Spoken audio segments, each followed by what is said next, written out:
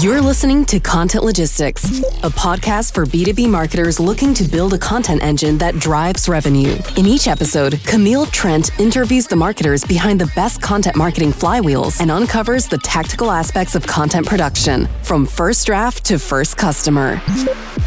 Hello and welcome to Content Logistics.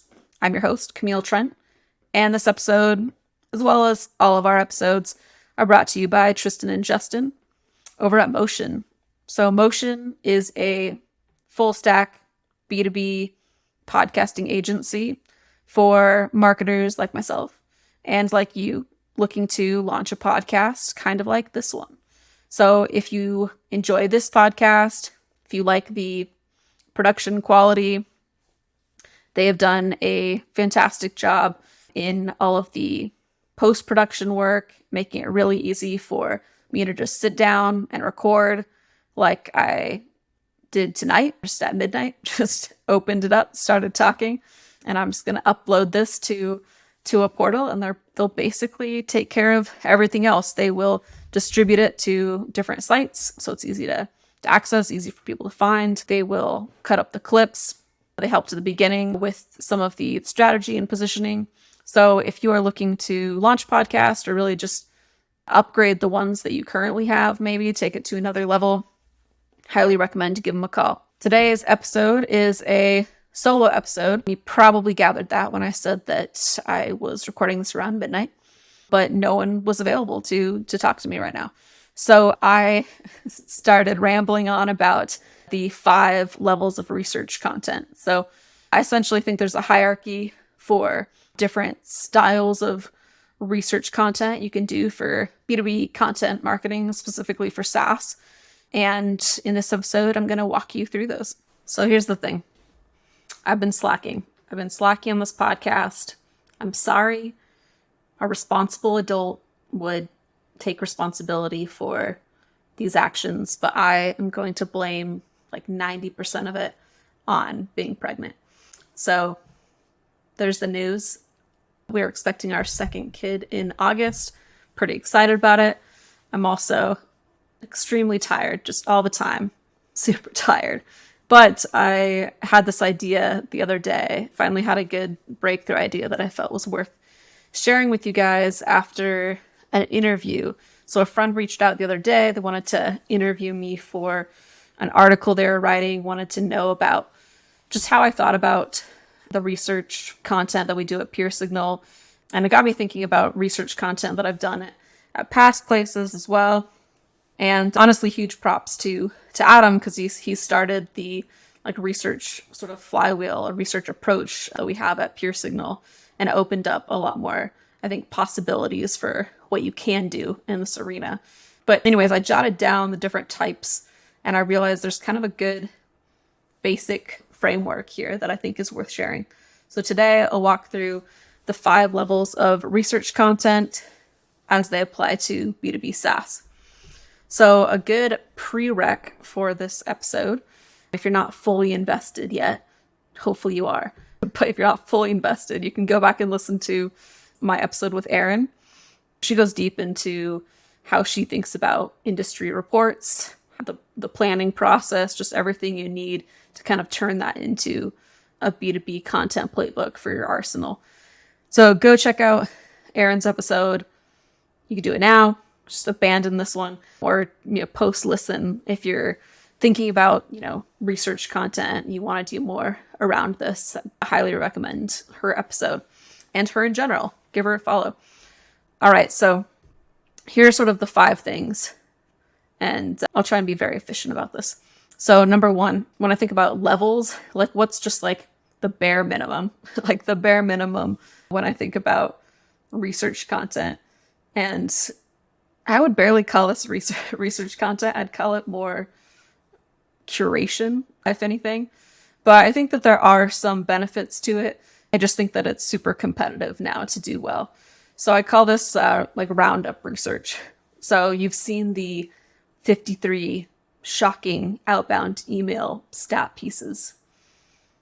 You've seen those types of articles. And in fact, if you type in right now, best cold calling stats, you'll see a SERP of basically that same exact headline for the top 10 results and maybe slightly different number, 50, 30. So you're all kind of competing over the same thing, and you all pretty much have like the same roundup of data. I think there's huge saturation here for SEO, which makes it, less worth it to try and pursue as, one of your first things in content. But I do think it's a useful exercise if you stay in your lane, and I'll get into that in a second. And if you archive like some of the best stats and some of the best insights there for messaging that you can then use in sales enablement and you can use on social. So as long as you're like repackaging some of the Roundup stats that you're getting there and you're building a narrative around it, or really like the things that you choose to post about, the things that you choose to curate should come from your narrative, like what you're trying to accomplish, right? The story that you're trying to tell with your product. So as long as you stay in your lane in that way, where let's say you are a sales email tool, then you're probably going to want to prioritize, the best stats around sales emails. And maybe you kind of play a little bit in sales enablement category, maybe even like ABM or something. There's like a bajillion different like sales tech categories. And so I've seen different brands try and just capture all of them. But it needs to really like relate with, what do you do best? What problems does your product help solve? And I think when you focus on those things first, like before you get to like shiny object syndrome, it's like, well, let's do all of the sales stat pieces for all of the things, all of the high volume keywords. That's like the worst way to approach it. And trust me, I've done a little bit of both. So I can see the appeal to both.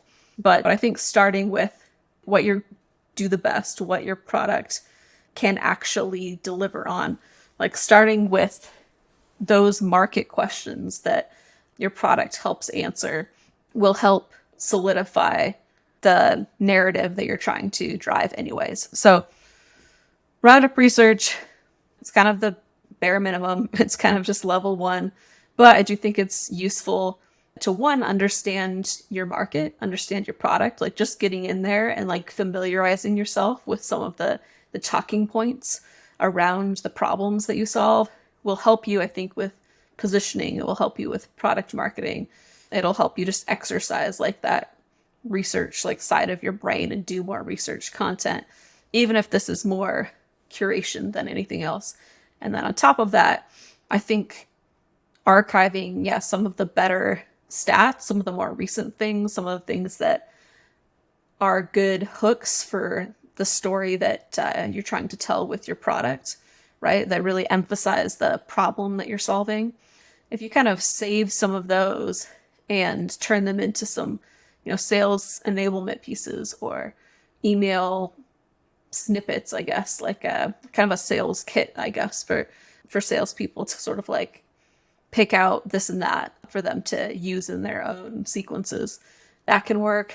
And then I think you can recycle some of the best stuff for social as well. Like I've had some success doing this by not only organic social, but paid social, where you kind of take like some of those stats that also act as hooks, right? It's like, did you know type stuff, right? So just bring awareness to the problem that your product solves. So that's the case for Roundup research. Again, it's level 1, but I think there are reasons to do it. All right, number 2 is just their survey, or you could think about this as your classic industry report, right? And again, like Erin is the master at this. She does a very comprehensive job here. And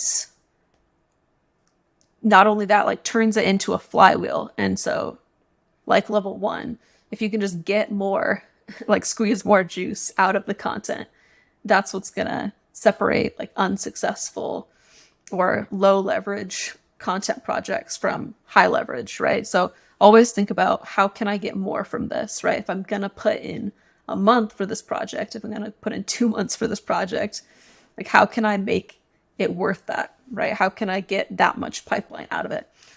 So I think some keys with survey for me though are, don't just make it a quantitative survey. Like don't make it a multiple choice for everything.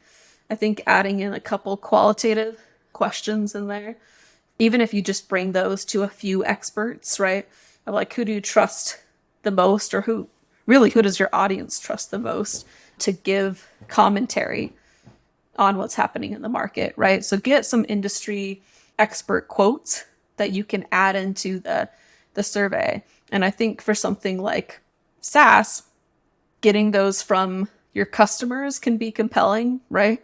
You kind of know like what their point of view on these things are, and you know how they're solving it. So they're using your product, right? So asking your customers to participate in this, I think also helps strengthen community, and we'll get to that in a bit.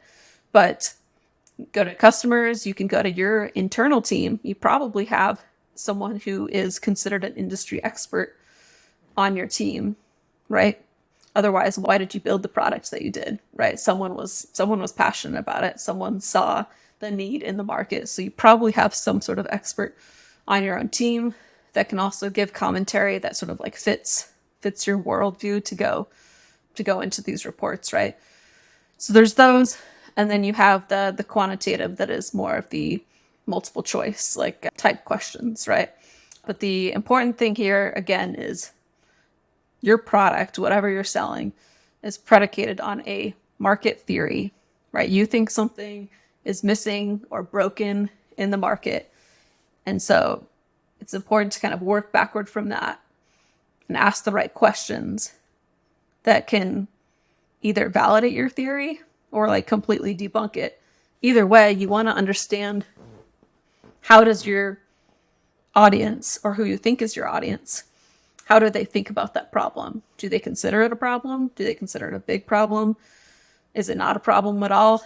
Like all of this can also just be thought of as product market research, right? Oftentimes, like those start as surveys. So try and think of yourself as a third party, as a researcher first, but also know like what question am I trying to answer?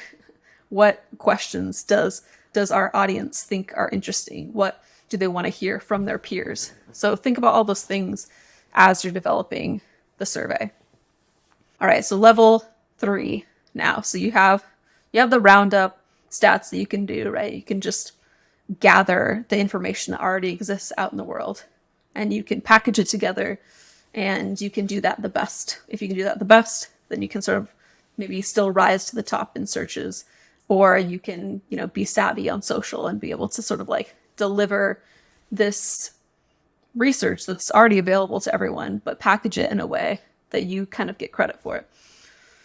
And then survey is primary research, right? So now we're talking about research that you can really own. And that's important to this, because this is not commodity content so much. This is something that this is more of a professional venture here. And so you have survey, but then how can you elevate that? How can you like get more out of that marketing tactic? And so I think about adding community onto this. So this next one is just, I think about is community plus survey, right? Or community-led research. You could think about it that way. I think a great example of this is DataBox.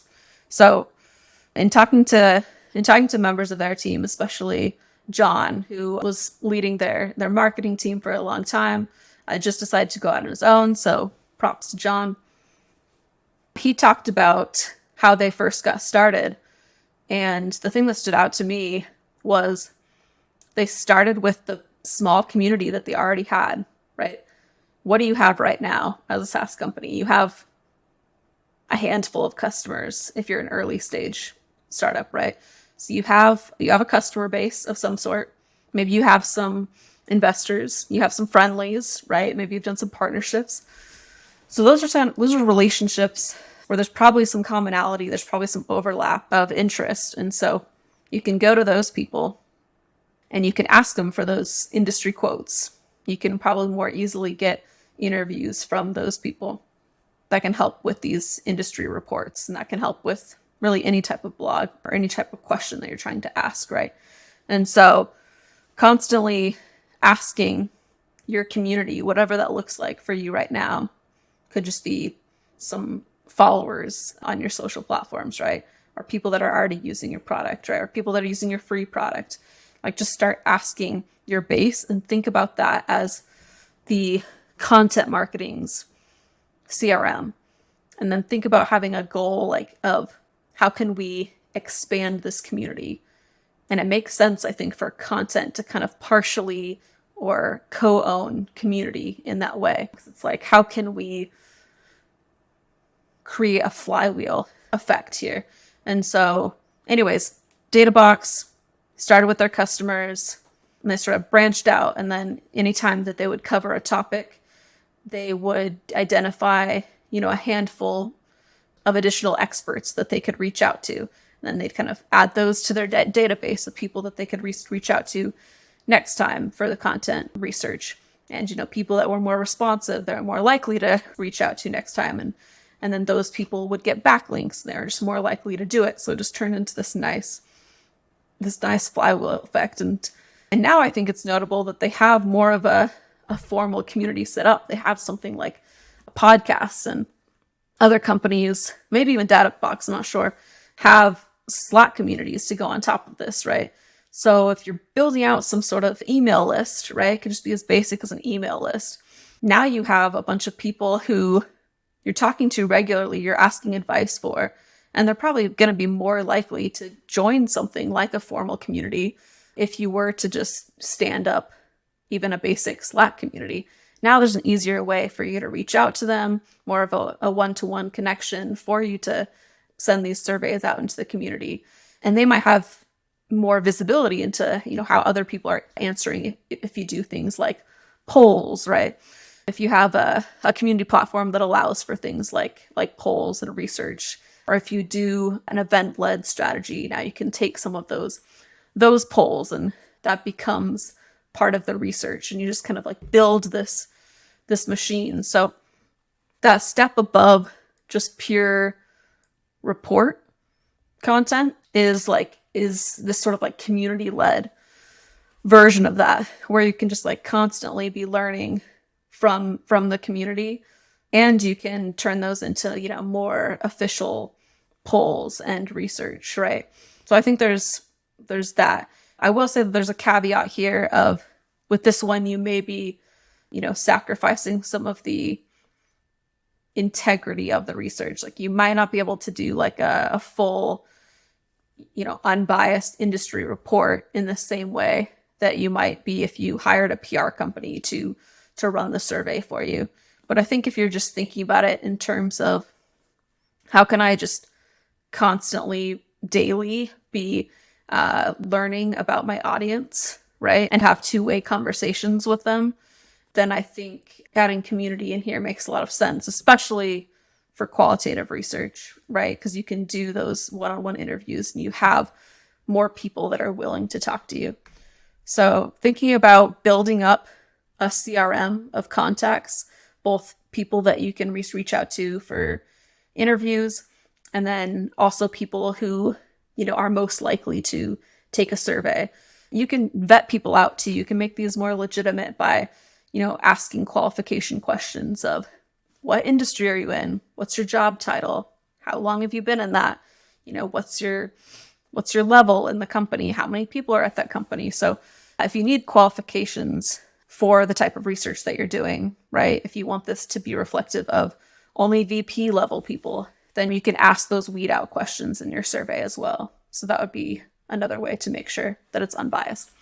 That's number 3. I feel like I went a little bit long-winded there. So number 4 is basically, people hate surveys. Like, I know I just was preaching about how this makes for good research, but how do you get people to take the surveys? You think about what people love. Okay, well, my banner just fell down from my decoration. That just proves how lazy I am, because I used tape to hang them up instead of tacks. So if you're watching on YouTube, I knew that was going to happen sometime in this video. All right. Anyways, back to this. Yeah, people ultimately do not like taking surveys and get asked a ton. And there's a reason that now we have to bribe people with gift cards and things like that to just take the surveys in the first place. And so I think what a few smart companies understand or start to understand is what people do love is quizzes, right? So how can you sort of like gamify the survey taking process, the research vehicle? And I think that's why BuzzFeed back in the day was so successful. I think that's why certain e-com brands are or see a lot of success with product recommendation quizzes, right? Like where you just have to take basically a personality quiz or a behavioral type quiz of like to figure out what type of shampoo you should buy, right? And so it feels fun. It feels like you're getting something at the end, right? And it's usually very short. It doesn't take a lot of brain power to do a quiz, whereas surveys can feel like a chore. So essentially it's the packaging, right? And so what you can do is kind of combine like all of those other things that I talked about at the beginning of you can probably do some secondary research, figure out what the benchmarks are, for your industry of what's good, better, best, right? In terms of email deliverability or in terms of sales productivity, right? There's already some data out there. And so you kind of can use that as a baseline to be able to do the scoring and do like the bucketing of questions, right? So you might have, a chapter, like 2 or 3 or 4 different chapters to kind of understand, if it's sales productivity, right? How much time are you spending on certain things? What is the structure of your org? You might have different like chapters within the quiz, and then you might be graded for each of those chapters, and then you'll take all of those numbers and you'll average them up, and that'll be your total score, and you'll get like a B- or something. So you can basically take secondary research, use that to kind of create like the framework of how you're going to grade these quizzes, right? The master key. And then bucket questions in ways that make sense. So there's different sort of like themes to it, and they're getting something at the end. It's like you're able to kind of like analyze their behavior, or what they say is their behavior for a certain thing, and how their current team manages their workload or whatever. And you can give them a grade for that based on benchmarks then that's like the free data that's out there right now. And so now I'm getting something at the end. I'm like, okay, now I understand how I stack up in comparison to other companies. Or you could promise like, hey, thanks for taking this survey. We'll let you know in a week or 2, like once all of the results are in, how you stack up, right? So there could be a delayed gratification part as well. I've done something like this in the past, and I think the best is a blend, right? You say, okay, based on the industry benchmark data that's out there, you rank, in the 56th percentile, right? Based on your inputs. But then you take all of the data that you got from those quizzes, and let's say that you sort of turn off the quiz after 500, and people can still take the quiz, right? But you're taking the sample size of the first 500, let's say, and you're running an analysis on that. And even if you don't have, an analyst or a good just research scientist, right?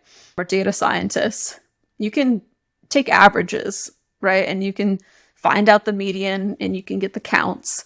Like you can run some basic stuff here and turn those into charts and bar charts, pie charts, and all of that.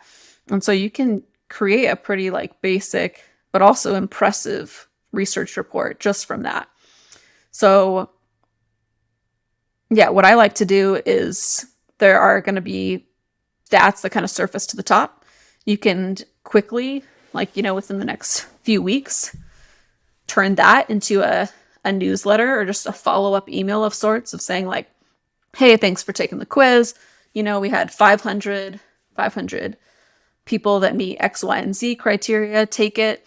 And this is what we found. Like, this is current, as of this year, as of this month.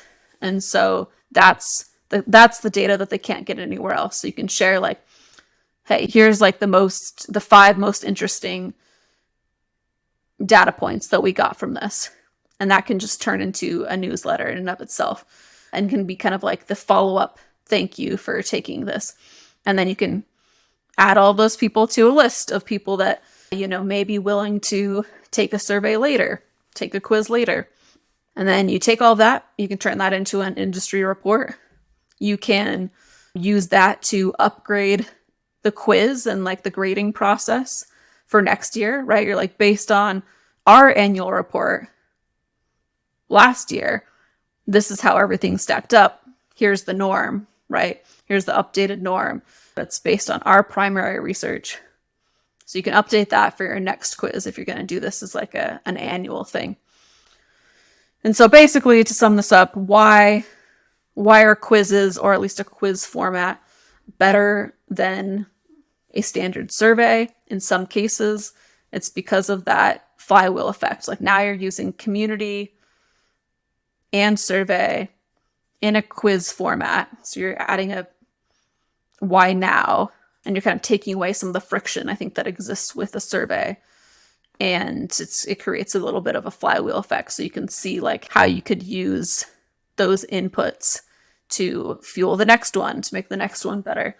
And in short, it's basically a survey with a better offer, right? You get something at the end. You get that instant gratification of, here's your grade, right? Here's how you stack up. So instead of having to go through, look at the benchmarks, think about how that relates to me, do a bunch of reading, like, I just get the instant gratification of, okay, yeah, I score a C among companies of my size, right? All right, so that's level 4. Level 5, and this is the holy grail, I think, of research content, again, as it relates to B2B SaaS, is product data. Product data research, I guess you could say. Product data analysis, right? So I think Gong was one of the first ones to do this really well, in that they analyzed calls. They would have impressive sample size numbers from all of their customers. And it wasn't one-to-one of each customer is N equals 1, right? It was each customer has dozens, hundreds of sales calls, right? So now we're able to analyze all of those sales calls across several customers. And then as your company grows, you grow that customer base and grow the number of calls that customer is taking, because hopefully they're growing with you.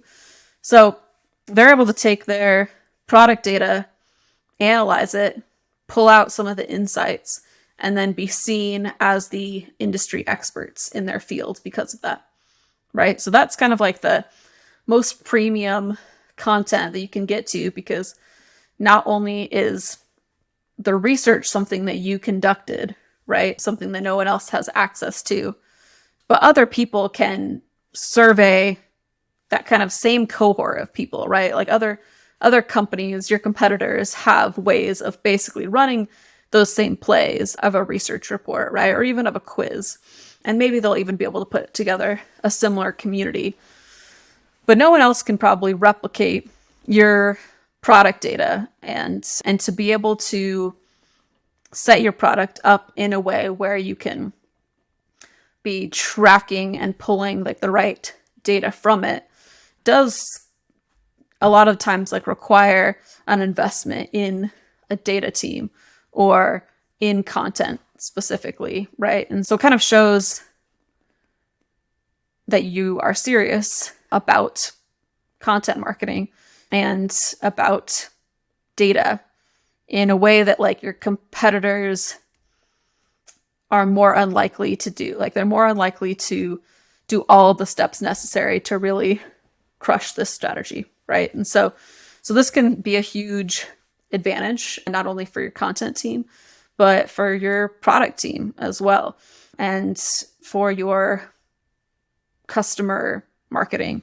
Like, it really feeds all parts of marketing and sales if you go through it. So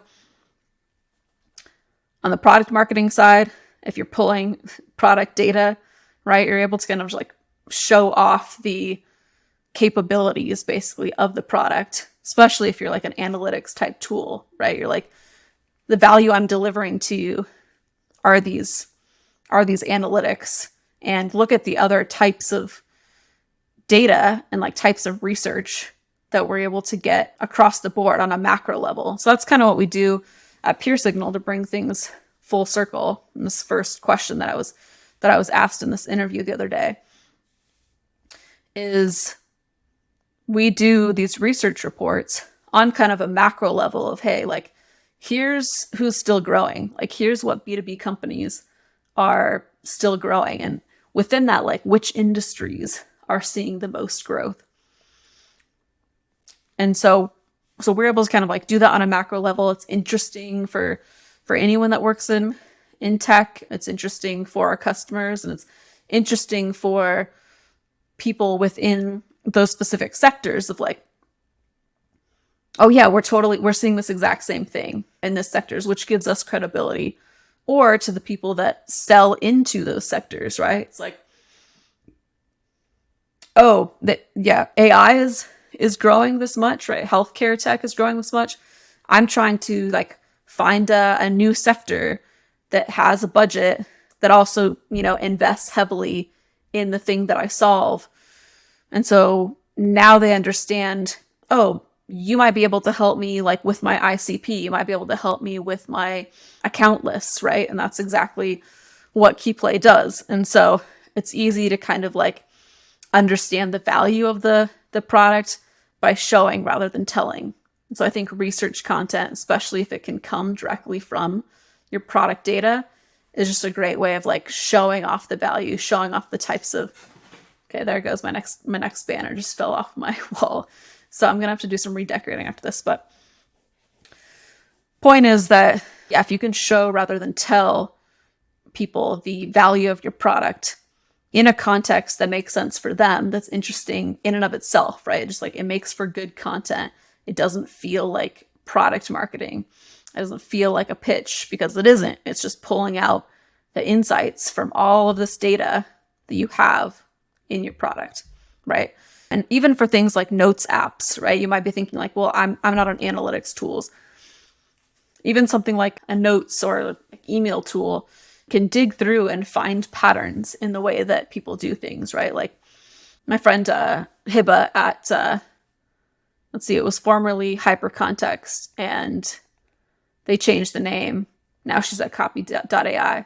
But one thing that they did at Hypercontext was to give updates on which questions were the most popular to ask within the app, right?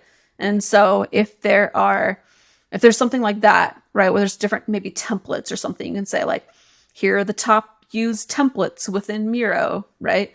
Here are the top most commonly used questions in one-on-ones if you're a meetings tool. So there's always going to be patterns, and people always want to simplify how to get started. So this can act as like product onboarding in a way too, right? It gives context to the product of, oh, this is how someone would use this, right? Like, this is how you'd get started with it, which breaks down the friction of signing up for a product and getting started with a product, right? In a non-pushy and salesy way. And then it also obviously helps with content objectives, and that you're giving people something worth reading and something that will build your credibility as a company, and something that is useful to you for all the reasons that I mentioned on the product side, but is ultimately just good content, right? It's answering the questions that people have, and in a fairly objective way, right? You're using data to tell your side of the story, ultimately. So those are the 5 for me. I'll sort of just run through it again Roundup research, and then surveys for an industry style report. And then there's number 3 is like community plus survey, right? Or community led research reports.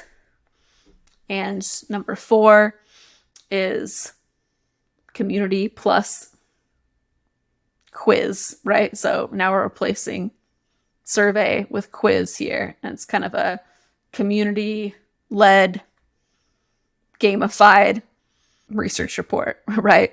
So it's kind of upgrading the format that you would use to make research more appealing to the people that would be participating and turning essentially a research report into a flywheel. And number 5 is product-led research, basically, right? It's starting with your own product data. And again, as you get more customers, this will be more viable for you, right? You'll just have enough data to have like a legitimate sample size for you to use those for research reports. I think at the beginning, you can maybe use that data as like a talking point of like, hey, this matches actually what we've seen within our product too, just not at the same scale. So those are the 5. I would love to hear how you think about research content, what you think about these 5 levels, and just what's been the most successful for you as you've tried to explore research content.